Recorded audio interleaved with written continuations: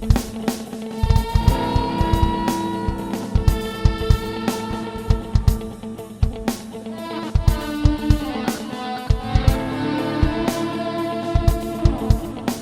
días. Hola, Pablo. Emilio, ¿qué tal? ¿Qué tal? Estás? ¿Cómo estás? Un verdadero placer. Encantado. Aquí, Encantado de venir a Toledo, ¿sabes? Porque hacía tiempo que no venía y es una ciudad fantástica, Pues maravillosa. Sí, pues para mí un lujo recibirte. Sí, señor. Aquí en las Cortes. Ya te quiero enseñar el salón de plenos. Fenomenal. Ahí podemos, si te parece Fenomenal, bien, muy bien, tener estupendamente, Pablo. la entrevista. ¿Desde cuándo estáis aquí en las Cortes de Castilla-La Mancha ya definitivamente asentados? El edificio se reinauguró a finales del 85 y se puso en servicio en el 86.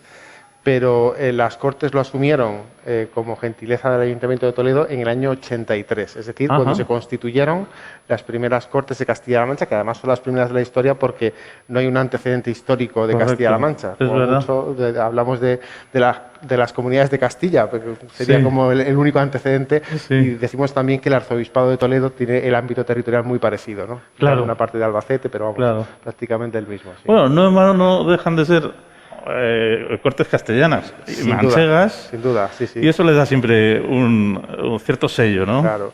Bueno, La Mancha es parte de Castilla, ¿no? Es una subcomarca, una región castellana, y es una característica, yo creo que de todo el territorio lo castellano, ¿no? Adusto, sencillo, claro, castellano, que yo creo que aporta muchos valores también al conjunto del país, entre otras cosas, nada más y nada menos que la lengua. Efectivamente. No, y además yo creo que la comunidad, la Junta de Comunidades o la comunidad castellano-manchega, una de las virtudes es que ha acercado mucho la administración a un territorio tan extenso en el que antes a lo mejor había más dificultades para llegar a los administradores, ¿no? Totalmente. Esta ha sido una región que, quitando algunas ubicaciones como Toledo, han tenido a veces una cierta desatención por el conjunto del Estado, ¿no? Por el Estado centralizado. No es una característica singular. Por tanto, esto ha venido a contribuir a que tengan un servicio más próximo y más cercano. Además, a mí me gusta mucho la idea conceptual de creación de la región, que no es para ser más que nadie, que no es reivindicando identidades especiales, sino para no ser menos que los demás. Eso es lo que aspiramos. Queremos ser lo mismo que el resto de los españoles y ayudar a vertebrar, a unir a nuestro país. Mira, aquí nos observa Javier de Irizar, que además de alcalde de Guadalajara y senador... Pues senador también por Guadalajara, correcto. Senador, efectivamente, y el primer presidente de las Cortes de Castilla-La Mancha en el año 83. Sí. Y alcalde ya de Guadalajara. Exacto, también. compatibilizó el cargo. Sí. Muy bonito. Esta es la galería de retratos de los presidentes de las Cortes de Castilla-La Mancha. Muy Hemos bonito. tenido dos antecedentes de la provincia de Guadalajara, Javier de Irizar y Antonio Marco. Así que yo soy el tercero que viene de Guadalajara aquí a intentar contribuir también a que Guadalajara tenga una mayor vertebración con el conjunto de la región. Y yo creo que es una cosa positiva, porque esa es una realidad. Las autonomías han venido para quedarse. Y lo que tenemos que hacer en este proceso de crecimiento que tenemos ahora mismo en el proceso autonómico es que contribuyan al conjunto y al bienestar de la sociedad. Mira, estamos en el salón de plenos, vas a ver lo que es la iglesia del convento de San Gil, de los Gilitos, como lo dicen los toledanos. Se contempla con claridad que es una iglesia reconvertida en Cortes de Castilla-La Mancha con el modelo anglosajón de pleno. De parlamento. Exactamente, que no es el hemiciclo, sino que están enfrentados. Como el antiguo Senado. Como el antiguo Senado español, efectivamente. Sí. Y a mí me parece que tiene su encanto. Somos de los pocos que aún que estamos en esta situación. ese estilo, ¿no? Sí. Pablo, ¿de qué o por quién nace tu vena política? Bueno, yo creo que de diferentes influencias. En mi casa siempre ha salido el periódico. Desde muy niño recuerdo, recién aprendido a leer, leyendo el periódico en casa.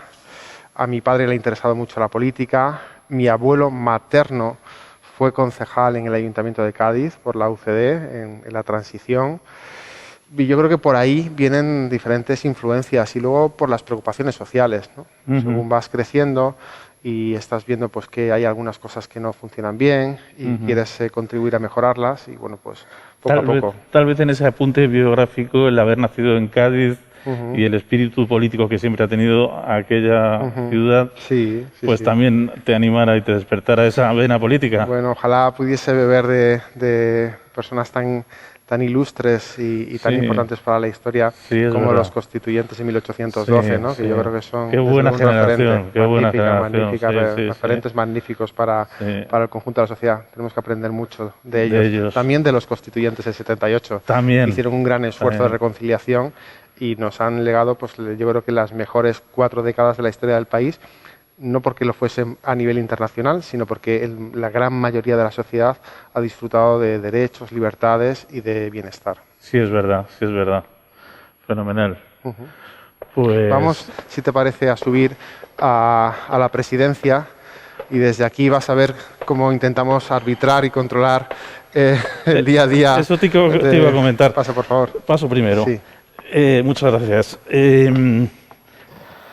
Bien, este es tu sitio de trabajo, entre otros, además del despacho, lógicamente, y detrás de las bambalinas. Pero comentábamos antes que este Parlamento, a diferencia de otros, es bastante sencillo en su configuración política, ¿no? Sí. En su configuración partidista. Lo es en todos los sentidos. El Parlamento es chiquitito, como se puede comprobar.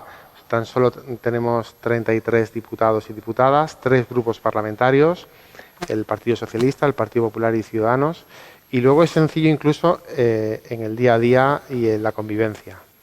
Yo agradezco mucho a los diputados y diputadas y a los 3 grupos su comportamiento, que por lo general es amable, es educado, es respetuoso y es propositivo. Por tanto, yo estoy satisfecho. Mi labor es más sencilla cuando los diputados y diputadas se comportan bien. Y bueno, también tengo que decir que somos el Parlamento autonómico más austero de toda España. Yo creo que es un orgullo para la sociedad de Castilla-La Mancha saber que bueno, pues nuestra democracia representativa no es cara, es más barata que la del resto de comunidades autónomas. Incluso de regiones uniprovinciales. Exacto, sí, es más... es más austero presupuestariamente que incluso parlamentos uniprovinciales. Somos la segunda con menos diputados, la primera con menos funcionarios, es decir, con menos trabajadores y trabajadoras en Asamblea Legislativa. Y bueno, yo creo que además hay una cultura muy instalada de todos los presidentes del Parlamento Autonómico, de todos los partidos, por intentar pues ser muy austeros, muy comedidos en el gasto y utilizar los recursos públicos bien, ¿no? Y yo en ese sentido, tanto al PSOE como al PP, los que me han antecedido, han hecho un magnífico trabajo. Fenomenal, encomiable tu opinión, Pablo. Y además tú puedes comparar perfectamente, porque durante la legislatura del 2016 al 2019 fuiste diputado nacional, con lo cual puedes comparar sendos parlamentos. Bueno, para mí fue una experiencia preciosa, un verdadero privilegio estar en las Cortes Generales, en el Congreso de los Diputados, representando a mi provincia. En fin, la verdad es que cuando uno se sienta allí por primera vez en un escaño y mira alrededor, pues es profundamente emocionante, conmovedor.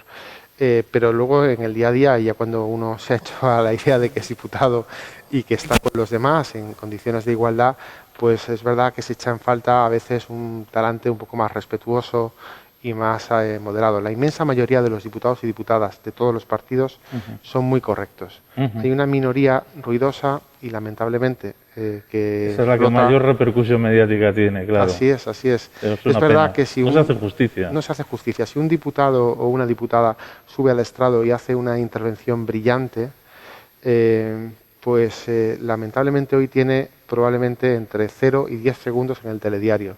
Si dice una barbaridad, pues lamentablemente tiene horas de debate y de repercusión, ¿no? Y tenemos que reconocer que es así. Y es responsabilidad de todos que lo bueno, que lo brillante, que lo provechoso para la sociedad emerja. Y que lo que es, bueno, lo que viene a degradar la política, pues no tenga tanto espacio, ¿no? Yo creo que también los propios responsables políticos, los representantes de la ciudadanía, tenemos la obligación de bueno, pues avalar, aplaudir lo bueno e intentar acallar lo malo. Hablando de parlamentarismo, Pablo, recientemente hubo una celebración conjunta entre los 3 parlamentos, el castellano-leonés, la Asamblea de Madrid y las Cortes de Castilla-La Mancha, en donde se conmemoraron los 5 siglos de la guerra de las comunidades. Leí tu intervención y realmente me gustó.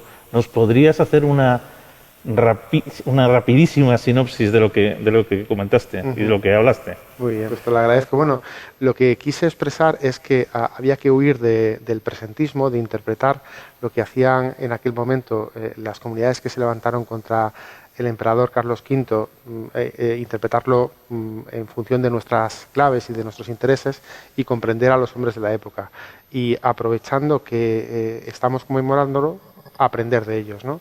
Ellos intentaron, de alguna manera, que el emperador escuchase los intereses y por supuesto, porque no también, los valores que encarnaban estos comuneros, que además dan pie al nombre de Junta de Comunidades de Castilla-La Mancha, y nosotros tenemos que aprender de ese talante y de esa actuación. Evidentemente, en un momento en el que las cosas son muy distintas, donde tenemos una monarquía parlamentaria que respeta la división de poderes, que es absolutamente pulcra con el juego parlamentario, y donde hoy evidentemente pues las tensiones no son entre la nobleza, las clases burguesas y el rey, son intereses sociales, visiones de la vida, pero mucho más encajables, ¿no? Por tanto, yo creo que no debemos mirar el conflicto de los comuneros con una mirada interesada, sino aprendiendo de los hombres y mujeres que en su día, por intereses, pero también por principios, le pidieron al rey una manera distinta de funcionar. Claro, y con independencia de que hoy en día, afortunadamente, gozamos de una monarquía parlamentaria moderna y europea. Es decir, sí, hablando de Castilla, de Castilla-La Mancha concretamente, a mí me gusta mucho la generación del 98, porque siendo todos andaluces, vascos, catalanes, apoyaron mucho el concepto de Castilla por su sobriedad, por su austeridad, tal vez también por su historia. ¿Tú crees que ante esas fuerzas centrífugas que hoy padecemos en nuestra actual democracia, las tres Castillas, incluyendo los tres parlamentos que hemos aludido ahora mismo, podrían influir más en la política nacional a la hora de intentar amansar un poco las aguas? Tenemos la obligación moral, los parlamentos autonómicos, como resultado de la expresión de la soberanía popular de las comunidades autónomas, tenemos la obligación de contribuir a vertebrar el país, a unirlo, no a generar divisiones, no a generar diferencias insalvables, a dar servicios a nuestros ciudadanos y ciudadanas, pero vertebrando el país. Por tanto, es una obligación moral. El 98 era una generación pesimista y, sin embargo, probablemente es la segunda generación cultural más importante en la historia de España después del Siglo de Oro. Y de allí, evidentemente, solamente podemos beber inteligencia, ilustración y también, dentro de ese sentimiento de tristeza por la pérdida de importancia de España, un verdadero amor a la patria, ¿no? Por tanto, también podemos quedarnos con eso, ¿no? Y desde luego, siempre que piensas en el 98 y en Castilla, piensas en Machado, en Antonio Machado y los campos de Castilla, que aunque están evidentemente orientados hacia Soria, pero bueno, como compartimos un territorio común entre Sigüenza, Atienza, con Soria, pues lo sentimos como propio. Sí, es verdad, sí, así es. Uno de los debates más importantes que presides es el debate donde se discuten los presupuestos. ¿Cómo está el tema de los presupuestos 2020, Pablo? Bien, el Gobierno presentó su anteproyecto, lo aprobó en el Consejo de Gobierno, lo trajo a la Cámara, lo registró. Los grupos parlamentarios han dispuesto de un tiempo para presentar una enmienda a la totalidad. Solamente lo ha hecho el Grupo Popular, por tanto el Grupo Ciudadanos y el Grupo Socialista no han presentado enmienda a la totalidad, y el próximo jueves vamos a hacer el debate de la enmienda a la totalidad, y en el momento que se supere ese trámite, si es que la mayoría rechaza la enmienda a la totalidad del Grupo Popular, pasaremos a las enmiendas parciales y a discutir sobre las cosas concretas. La verdad es que, si pienso en el debate del año pasado, fue muy provechoso y hubo bastantes enmiendas aceptadas y pactadas, y espero que este año haya lo mismo, ¿no? Que se pongan de acuerdo los grupos parlamentarios, porque en muchos asuntos no hay cuestiones demasiado ideológicas. Se trata de ver de elegir dónde se presta un servicio u otro. Es verdad que las necesidades son ilimitadas y los recursos son muy limitados, y más ahora donde las comunidades autónomas, la nuestra la que más, han tenido que hacer un esfuerzo para combatir las consecuencias del COVID como nunca, ¿no? Un gasto sanitario muy alto, un gasto en apoyar a los emprendedores, a los empresarios muy fuerte, pero yo creo que podemos ponernos de acuerdo en las políticas generales. Y si acudimos a este debate pensando en la sociedad de Castilla-La Mancha, yo estoy convencido de que en muchas cosas nos pondremos de acuerdo y en algunas no, como es legítimo porque se puede discrepar. Para eso estamos en un Parlamento democrático. Presidente, en este caso no te voy a tutear, es usted un hombre joven, muy joven, y ya tiene la experiencia de haber sido diputado nacional y presidente de las Cortes de Castilla-La Mancha. A mí se me antojan dos posibles salidas de cara al futuro: o terminar siendo presidente de la Junta de Comunidades de Castilla-La Mancha o volver al Congreso de los Diputados.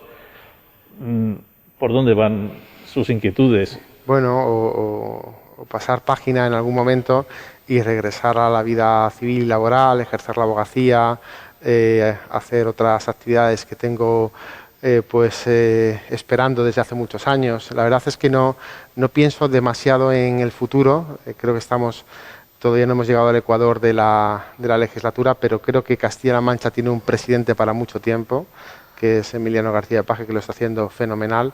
Afortunadamente mi partido, el Partido Socialista, en el que me siento muy reconfortado, particularmente en la región, tiene muy buena cantera, mucho mejor que yo, y yo creo que este regalo que para mí ha sido ser presidente, que está siendo ser presidente de las Cortes de Castilla-La Mancha, desde luego lo siento como casi una culminación de la trayectoria política, después de haber tenido el privilegio de haber sido alcalde de mi pueblo, donde fui muy feliz y estoy eternamente agradecido. Sí, la verdad es que estoy eternamente agradecido a los vecinos y vecinas. Además conseguiste la primera mayoría absoluta. Sí, del Partido Socialista, sí. La verdad es que en un momento histórico muy complicado para el Partido Socialista, porque fue el año 2011, después de una crisis económica, de unas medidas que tuvo que tomar el presidente Zapatero muy complicadas, el mismo día que perdíamos la Junta de Comunidades de Castilla-La Mancha y prácticamente todos los ayuntamientos importantes de la región y del país, alcanzamos la mayoría absoluta, tengo que decirlo, gracias a la generosidad de los vecinos y vecinas de Azuqueca y al conjunto del proyecto, donde yo era una pieza más. Lo bueno que tenía es que el equipo era realmente extraordinario. Pero eso fue un privilegio. Ser diputado nacional ha sido otro enorme privilegio, y ser presidente de las Cortes de Castilla-La Mancha ya no sé si es un privilegio o un regalo, porque me permite intentar hacer mi trabajo y hacerlo desde una institución que me parece realmente preciosa, ¿no? Que es la del Parlamento, la de deliberación, la votación, la culminación de la democracia. Hablábamos antes de tu presidente, de mi presidente, de García Paje. Ha mostrado públicamente y sin rubor y sin disimulo, diría yo, sus diferencias con el presidente del gobierno, con Pedro Sánchez. ¿Compartes esas diferencias, Pablo? Bueno, algunas sí, lógicamente, pero yo diría que son discrepancias razonables dentro de un partido político que es democrático. El debate interno no es malo celebrarlo y no es malo que la sociedad comprenda que un partido como el PSOE, que es un partido que tiene 141 años de historia, pues cabe en muchas posiciones, ¿no? Yo creo que compartimos con el presidente Sánchez la visión de intentar reducir la brecha de desigualdad que hay en nuestro país y de realizar una política social más acusada, que atienda más a quien menos tiene, y hay alguna discrepancia en cuestiones territoriales porque es legítimo. También tengo que decir que soy muy comprensivo de las circunstancias que tiene el presidente del Gobierno de España. Gobierna con Podemos, necesita, si el centro derecha no ayuda a aprobar cosas, necesita otras fuerzas políticas, y lo que digo siempre, su primera obligación es aprobar el presupuesto, que esta vez tiene 140.000 millones de que viene de Europa, que ha costado mucho conseguir, y la obligación es ponerlos a disposición de la gente que lo necesita, de los empresarios, de los trabajadores, de los desempleados, de los jubilados. En fin, yo creo que estamos en un momento políticamente muy importante y la obligación del presidente del gobierno es sacar los presupuestos. A mí me gustaría que fuesen unos presupuestos pactados con Ciudadanos y, si fuera posible, aprobados con el Partido Popular. Si no es posible, pues tendrá que buscar otras fórmulas, otras aritméticas, y yo creo que es de todo el mundo conocido la posición que tiene no solamente el presidente García Page, sino el Partido Socialista de Castilla-La Mancha. Y es que nosotros no creemos en los independentismos, nosotros estamos en contra de los nacionalismos egoístas, pensamos que hay que vertebrar el país, que hay que pensar en el conjunto de la sociedad. Y, bueno, por tanto, en este punto pues tenemos discrepancias más que con el presidente Pedro Sánchez, particularmente con algunos de sus vicepresidentes que están muy interesados en alimentar la llama del nacionalismo. En una visión además muy de Estado. Pablo, ¿dónde termina el político y empieza el estadista? Bueno, es que si el político no es estadista, si el político no piensa en el conjunto de la sociedad, a lo mejor es que tiene que dejar de ser político, ¿no? Porque la política, que es la administración de los intereses colectivos, tiene que pensar en eso, en el conjunto de la sociedad, y no solamente en la actual, sino en la sociedad del futuro. Por tanto, nuestra obligación moral es pensar en eso, ¿no? Y no pensar tanto en los que nos han votado o aún menos en nuestro propio partido, ¿no? Cuando uno asume un cargo de responsabilidad, tiene que saber que lo hace para representar a toda la sociedad, a los que le votan y a los que no le votan, a los que piensan igual o parecido y los que piensan diferente. Y el que antepone sus intereses partidarios o su visión egoísta de la sociedad respecto a los de los demás, yo creo que en política no debería estar. Muchas gracias, presidente. La concepción de la situación política a nivel nacional me obliga a tener que hablar algo de su partido, sí, un poco tomando el hilo de lo que estábamos comentando antes en cuanto a las divergencias del presidente de Castilla-La Mancha, algunas veces diferencias que, en este momento se habla de que hay tres partidos socialistas, el moderado, el nacionalista y el populista. Como en su día la gente se empeña en remontar un poco esto al pasado y comparar este actual Partido Socialista con el de Prieto, Besteiro y Largo Caballero. Sí. No necesariamente, en mi opinión, tenemos que hacer esa comparación que a veces es demasiado forzada. Pero ¿está preocupado con esa posible división del Partido Socialista? Bueno, no diría tanto preocupado, porque yo creo que tenemos algunas diferencias dentro de un partido democrático donde conviven diversas sensibilidades. Yo que soy muy de Besteiro, haré de Argamasa también, creo que las diferencias normalmente no estriban en nuestros valores ni en nuestros principios, sino en la aplicación de esos principios. A veces, bueno, pues dentro del Partido Socialista, fundamentalmente en los territorios donde las fuerzas independentistas tienen más fuelle, tienen más cabida, pues hay tentaciones por ese lado, ¿no? Yo creo que tenemos que pensar siempre en que el PSOE se creó para contribuir a que la sociedad fuese más libre, más igualitaria y más justa. Y eso no puede ser alimentando proyectos que piden privilegios para unos a costa de quitarle a los otros. Esa es nuestra posición, ¿no? La posición que hemos tenido en Castilla-La Mancha, la posición del presidente Emiliano García Page, mi posición personal y yo creo que la de la inmensa mayoría. Insisto en que creo que hoy la situación política nacional está muy condicionada por elementos de los que el Partido Socialista tiene una parte de la responsabilidad, pero hay otra parte de la responsabilidad que reside en otros. Yo creo que de la misma manera que el PSOE, cuando el Partido Popular necesitó nuestra abstención, algunos la brindamos y nos costó algún disgusto, algún sacrificio, porque evidentemente pues tenemos discrepancias. Yo creo que hoy el centro derecha español debería prestarse a ayudar a que haya una menor dependencia de los grupos independentistas. De la misma manera que yo opino que el PSOE en Madrid o en Andalucía tiene que hablar con el Partido Popular para aprobar presupuestos y para ayudar que la dependencia de Vox sea menor.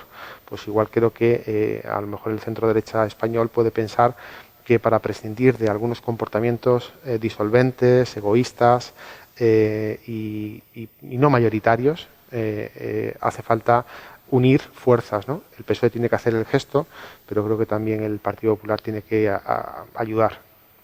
Estamos terminando, presidente. Dígame si coincide conmigo.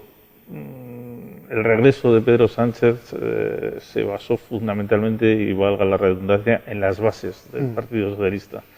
Yo lo que entiendo es que no es lo mismo las bases que su electorado. Sin duda. Y en eso yo creo que le pregunto por si coincide conmigo, si deberíamos atender un poco más a su electorado en lugar de ceñirnos o estar tan hipotecados a sus bases. Bueno, yo creo que en la mayor parte del electorado del Partido Socialista y del Partido Popular orbita más hacia el centro que hacia los extremos. La militancia, lógicamente, pues según el momento. Yo creo, y lo digo porque compruebo que ha venido siendo así, que cuando uno es capaz de representar a una mayoría, obtiene un respaldo más mayoritario. Por tanto, si Pedro Sánchez puede a lo largo de la legislatura no depender exclusivamente de la visión de Podemos y de los partidos independentistas, probablemente recuperará espacio político que, por otra parte, en lo que yo he conocido al presidente en etapas anteriores, le son naturales. El presidente del gobierno no es un extremista de izquierdas, él siempre ha admirado a Felipe González, es un especialista en materia económica y sabe que hay decisiones que no se puede arriesgar ni mínimamente. Y otra cosa son las condiciones. Sí, decía que los líderes nacionales están muy condicionados por sus circunstancias, ¿no? Se comportaría igual Casado si no tuviese la amenaza de Vox, pues probablemente sería más moderado. Se comportaría igual Pedro Sánchez si no tuviese la amenaza de Iglesias, probablemente sería más moderado. El problema es que se ha contribuido a generar un tablero donde los extremos operan tirando del centro y descosiendo y a veces incluso poniendo en riesgo la propia solidez del sistema. Yo a lo que aspiro desde aquí, desde un Parlamento donde pues los extremismos hoy en día no están representados, es a buscar el entendimiento de la moderación de los líderes nacionales, de los partidos nacionales, y también contribuir a que el sistema político que tenemos hoy, que yo creo que es de lo mejor que ha tenido la historia de España, la Constitución del 78, pues tenga una larga vida, con los ajustes que haya que hacer, pactados, consensuados, pero una larga vida. Y ya para terminar, ¿contamos con el apoyo de las Cortes de Castilla-La Mancha para ayudar a Sigüenza a conseguir el reconocimiento de Patrimonio de la Humanidad? Absolutamente. No harían, vamos, lo que más feliz me haría es que Sigüenza fuese Patrimonio de la Humanidad. Es tan bonito Sigüenza, merece tanto la pena que lo queremos compartir con todo el mundo. No queremos que sea solamente de nosotros, de los que lo sentimos como algo propio. Yo no soy seguntino, pero me siento un seguntino más en este proyecto, y lo que me encantaría es que pues todos los ciudadanos de cualquier lugar del mundo puedan sentirlo también así, como algo propio, como algo suyo, algo que conservar y algo que prestigiar, porque Sigüenza se lo merece. Pues muchísimas gracias, presidente, porque has sido un magnífico anfitrión. Te lo agradecemos. Muchas gracias a ti.